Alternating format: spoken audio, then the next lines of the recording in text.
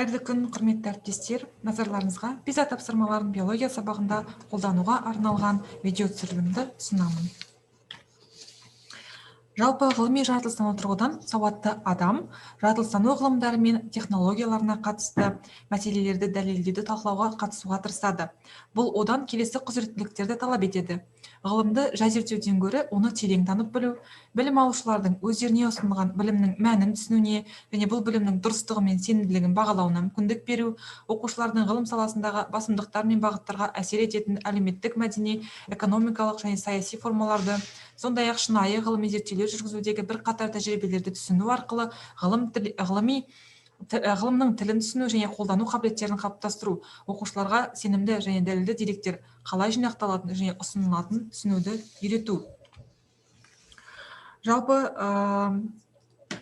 жаратылыстану ғылыми сауаттылықты дамытуға арналған әрбір тапсырма бірнеше параметрлар бойынша жіктеледі. Тапсырма арқылы бағаланатын құзыреттіліктер, яғни олар мәліметтер мен дәлелдемелерге ғылыми тұрғыдан түсінік беру арқылы талдау және қорытынды жасау, мысалы ғылымның әртүрлі салаларындағы ғылыми деректерді, тұжырымдар мен дәлелдерді талдау мүмкіндігі, ғылыми сұрақтарды қалыптастыру үшін зерттеу жүргізу, бұл ғылыми зерттеулерді сипаттау және бағалау мүмкіндігін анықтайды және де мәселелерді ғылыми тұрғыдан шешу жолдарын ұсынады.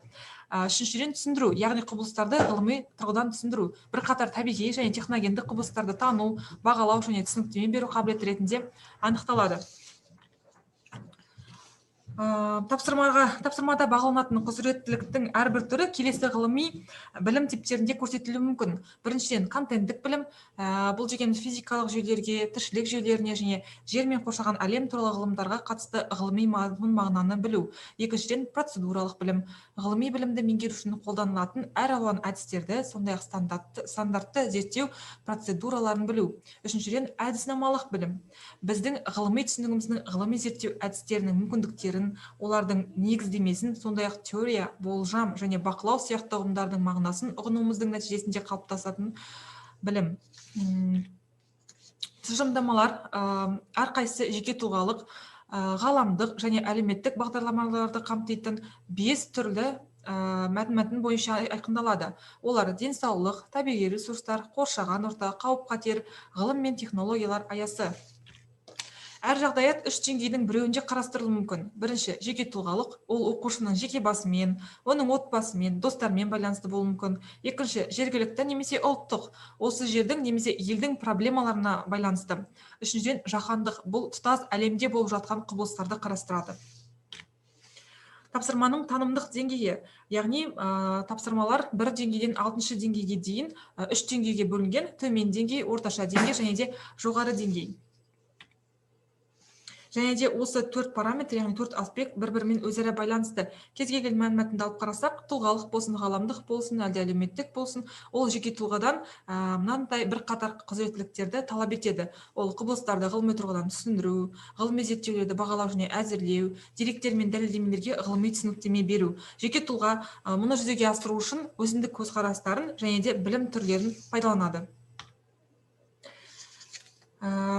Осы пиза тапсырмаларын биология сабағында қолдану үшін сіздерге 8 сыныптағы ас қорыту бөлімінде құрастырылған бір қамыржыны, яғни сіздердің назарларыңызға ұсынамын. Сабақтың мақсаты, яғни оқу мақсаты адамның ас қорыту жүйесінің құрылысы мен қызметтері арасындағы өзара байланысты түсіндіру. Осы мақсатқа жету үшін пизаның мынадай тапсырмасын қолдануға болады.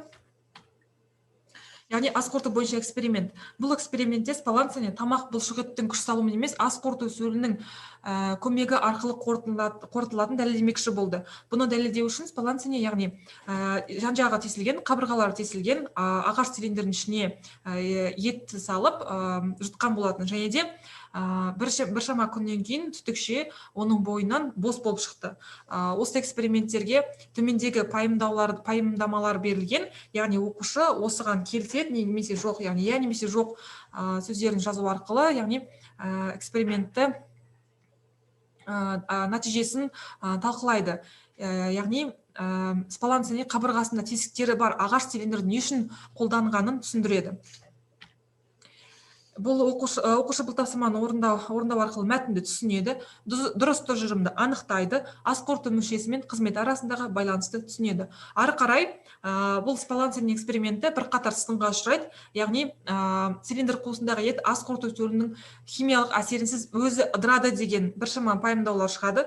Бұл сынға жауап ретінде спалансин ары қарай эксперименттерін дамытады. Яғни мына жерде 4 түрлі эксперимент берілген, оқушы мүмкін болған эксперимент таңдап топта талқылайды, яғни эксперименттің нәтижесін көре алу керек.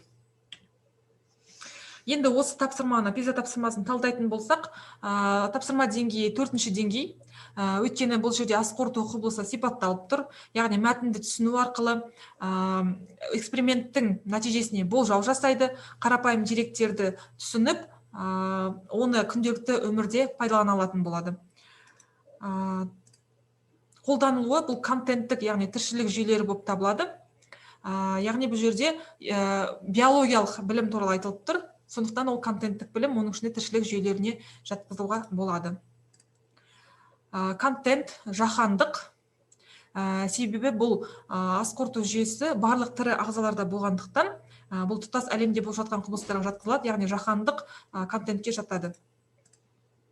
4-шіден құзыреттілігі талдау және қорытындылау болады.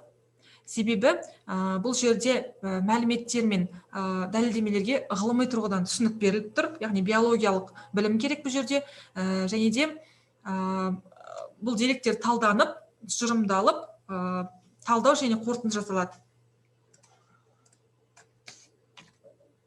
Нәтижесінде оқушылар құбылыстарды түсіндіру үшін тиісті ғылыми жаратылыстану білімін қолдана алады, проблемаларды шешудің стандартты емес жолын таба алады, және де ғылыми білімді күнделікті өмірде қолдана алатын болады.